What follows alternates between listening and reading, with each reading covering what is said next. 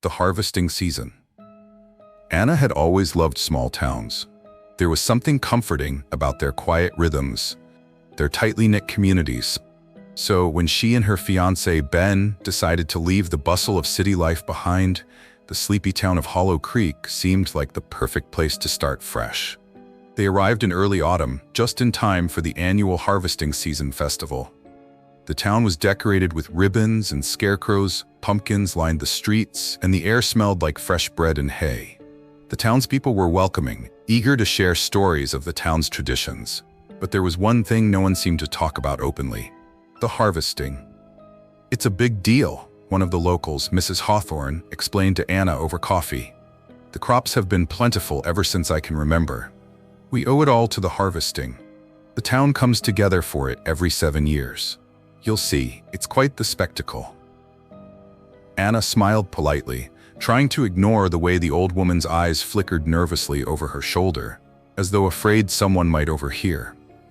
The closer the festival came, the stranger things got. The townspeople became more insular, almost nervous. Anna noticed them whispering to each other when they thought she wasn't looking, their eyes flicking toward her with unsettling curiosity. Ben was already enjoying the town's sense of community, but Anna was starting to feel a deep unease, like something wasn't right. She tried to brush it off. After all, she was an outsider. Maybe it was just a small town's way of being protective. But the air was thick with tension, and her instincts told her to trust her gut. It wasn't until the night before the festival that the truth came crashing down. Anna had gone out for a walk, needing some space. The moon hung low, casting long shadows across the fields, and the wind carried a chill. She took a wrong turn and found herself at the edge of the town's old churchyard. There, hidden behind thick hedges, was a stone well. She could hear murmurs from within. Curiosity tugged at her, and she crept closer. From the shadows, she saw them. The townspeople gathered around the well, faces hidden beneath cloaks, hands clasped in prayer. Mrs. Hawthorne was there, her head bowed low, as a man in the center raised his hands to the sky. Anna couldn't hear the words, but the atmosphere was thick with something ancient, something terrifying. The man spoke louder, his voice reverberating through the night. "As the harvest demands, so must we give. The earth has been generous this year, and we shall repay its kindness." Anna felt her stomach drop. She stepped back, her heart hammering in her chest. She had to leave. This wasn't just a festival, this was a ritual. But before she could turn, she heard something. No, someone. Whisper her name. She froze. "Anna," Ben's voice came from behind her. She spun around, her breath caught in her throat.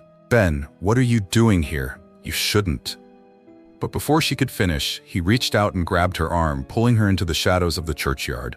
"Shh, it's too late," he said, his voice low. "They know you've seen it." Anna stared at him, wide-eyed. "What are you talking about?"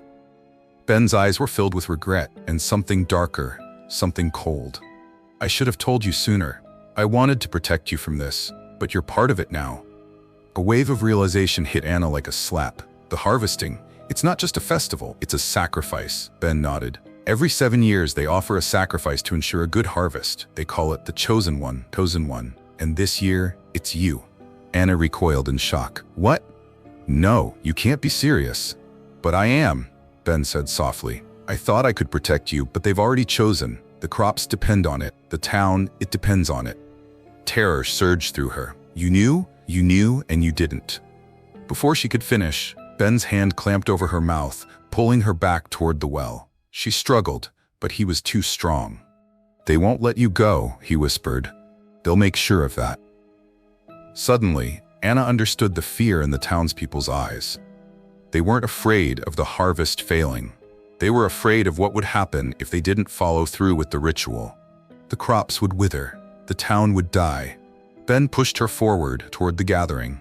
She saw Mrs. Hawthorne's eyes, wide and full of dread, as they fell on Anna. The townspeople parted, making room for her in the center of the circle. The man in the middle spoke again, his voice commanding.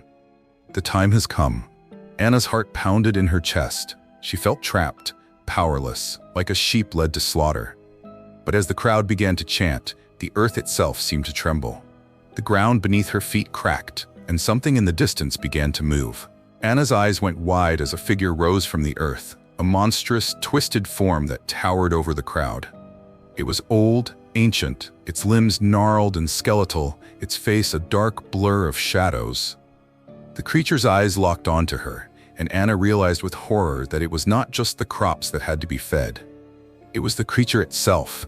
Without thinking, she shoved Ben away and sprinted toward the well. The crowd screamed, but she didn't look back. The well's stone walls loomed above her, and she climbed with frantic desperation. Her fingers bled as she scrambled up the side, finally reaching the top. She didn't stop running. Anna never looked back to see if they followed. She didn't have to. She could hear them, hear their cries, their chants echoing through the night. The harvesting season would come again, and Hollow Creek would always find a way to feed the earth.